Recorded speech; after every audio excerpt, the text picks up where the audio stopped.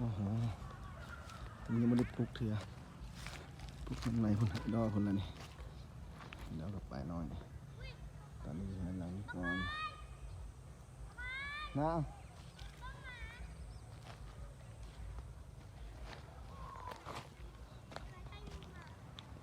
มาอย่างไรดอกทางรถไฟกำลังเฮ็ดมื้อนี้วันที่20 เดือน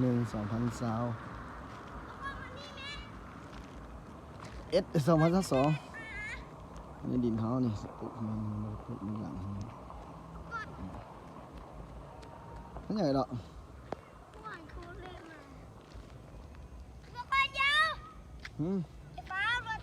เขียวมาไว้ยังไม่มีรถนี่เดินทางรถไฟ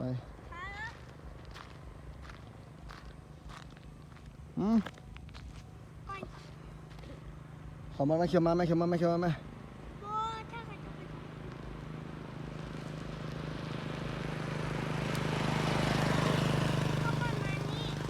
ไม่อ่ะเฮ้ยอ่ะก่อนไปฮิบเลยมาไปบ่บางก็จะไปเอาของมาเจ้าเนี่ยฮะมันมาใช่ไหมไอ้ตัวจับโอ้อย่าไปเห็นมันได้เห็นดิมันโทร